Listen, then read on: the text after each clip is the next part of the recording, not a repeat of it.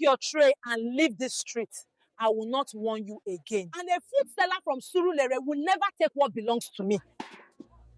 Are you done? You will pay for this. But let me tell you how it all began. Amara woke up at 4:30 every morning without an alarm. She had a food stall outside Zenith Tower on Victoria Island, one of the biggest office buildings in Lagos. Jollof rice, white rice, beans, fried plantain, and on Fridays, a pepper soup that had people walking from 3 streets away. She had not finished secondary school. When her mother died 8 years ago, she had been in SS2. There was no money to continue, and her younger brother Chuka was 16 and needed someone to hold things together. So Amara had held things together. She had built her stall from nothing. No help, just early mornings and 2 hands that refused to be idle. Her best friend, Ngozi, sold fabric 2 stalls away and provided daily commentary on everything. Amara, Ngozi leaned across her fabric rolls one Tuesday morning. You see that new Rolls Royce that parked in front of Zenith Tower? Somebody said it belongs to the new CEO. Young, very fine. What does a Rolls Royce have to do with my pepper soup? Amara said. Everything, Ngozi said. Fine rich man plus fine food seller equals destiny. Amara shook her head and kept cooking. She was not thinking about any rich man. She was thinking about Chuka's school fees, the leak in their roof, whether she could afford a second pot. 3 days later, the owner of the Rolls Royce walked to her stall. Emeka Okafor had returned to Lagos after 6 years in London. 32 years old, CEO of Okafor Holdings, calm in the way that men are calm when they have nothing left to prove. He came down from his office at 1:30 because a meeting had run long and he had not eaten. His PA, Tunde, mentioned the food stall outside. Let's go, Emeka said. Tunde had worked for 3 executives. None of them had ever said that.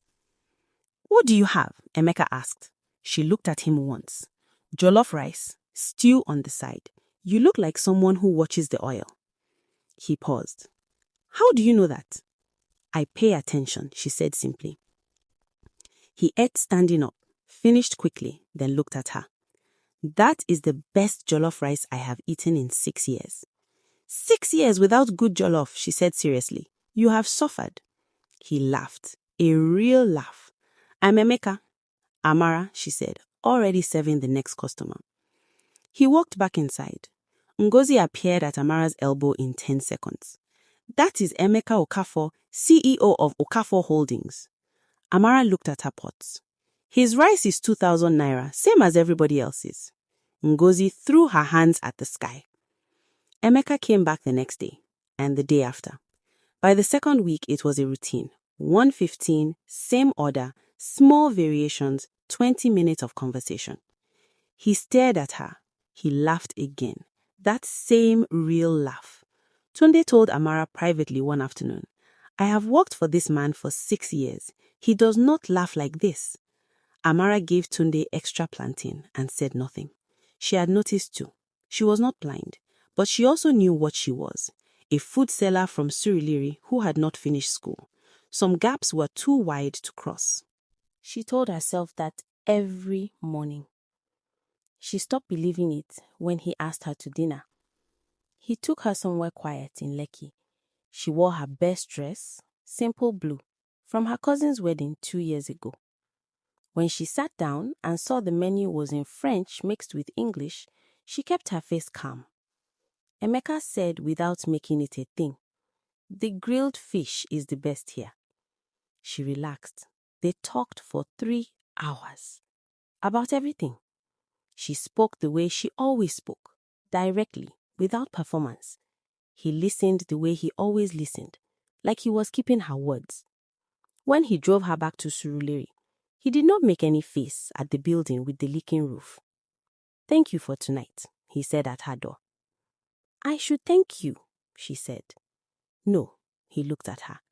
You gave me something I have not had in a long time. A real conversation. She went inside and sat in the dark and told herself firmly not to feel things she could not afford. She felt them anyway. Sandra Eze heard about the food seller from her friend BC on a Wednesday morning. Sandra was Emeka's ex. Beautiful, connected, the daughter of a senator. They had dated 3 years in London. He had ended it quietly before returning to Lagos. Sandra had been waiting for him to come back to his senses. A food seller was not something she had prepared for. She paid an investigator to trace Amara's background.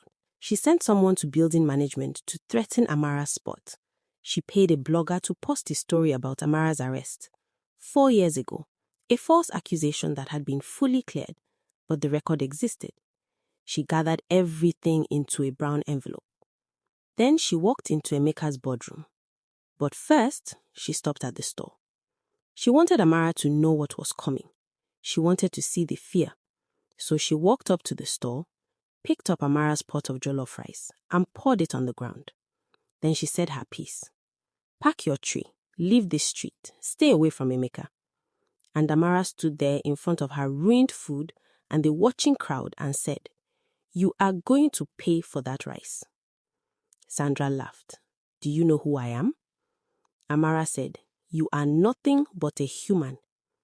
Something cracked in Sandra's composure. She turned and walked into the building. Upstairs, she laid her papers on the boardroom table. The arrest record, the blog post, the photos. Emeka looked at each document. Then he looked at Sandra. "I know about the arrest," he said. "Amara told me herself. The charges were dropped. She did nothing wrong." He set the papers down.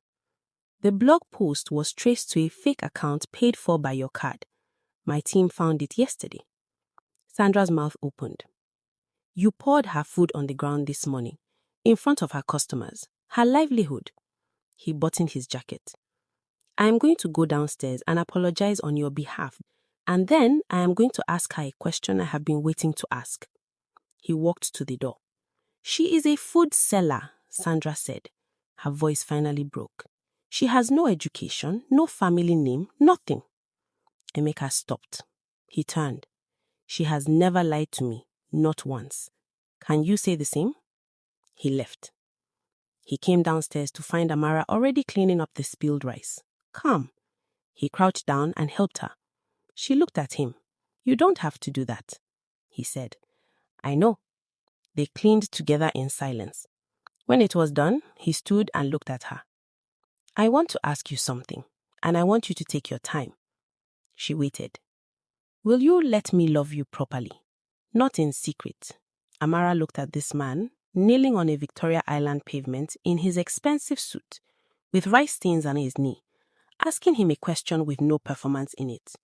She said, "Go think about it. Come back in 4 days if you still mean it."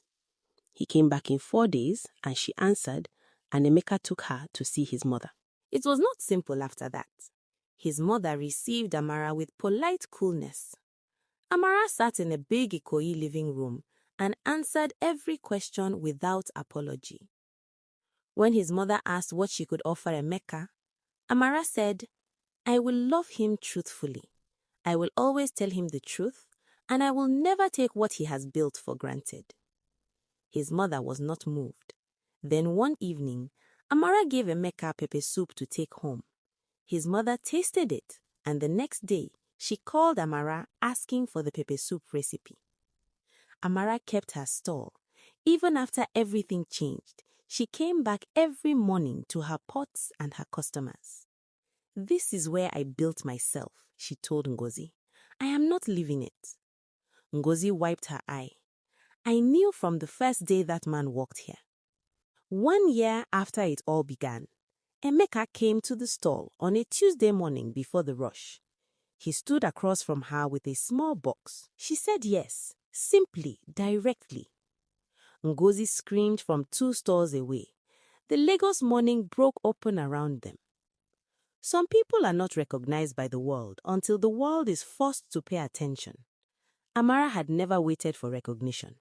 She had simply kept cooking, kept showing up, kept being exactly and completely herself. And in the end, That was the only thing that mattered. If you enjoyed this story, please don't forget to subscribe, like this video, and share it with your friends and family. Comment down below and tell us what you think. Where are you watching from? We really would love to know. Also, do you believe that a woman's wisdom is worth more than her background? Tell us in the comments. Until next time, keep being exactly who you are. Nobody can take that from you. Goodbye.